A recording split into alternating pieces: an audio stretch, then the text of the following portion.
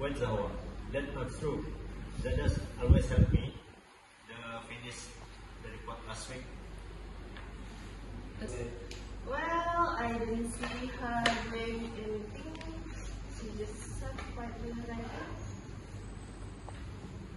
That's right, Zawa. I always do my part, even if I don't have much.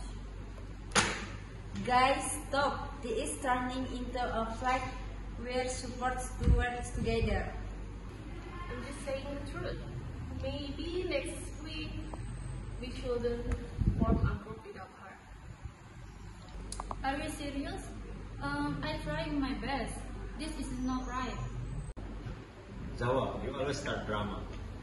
You said last month that Dinda copy your idea. That wasn't true. Wait, what you told me Adia said that about me? Zawa is manipulating everyone again.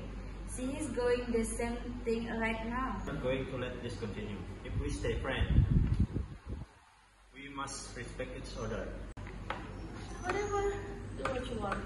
I don't need fake friends like you. Then maybe you shouldn't be in this group anymore. We want peace, no problem.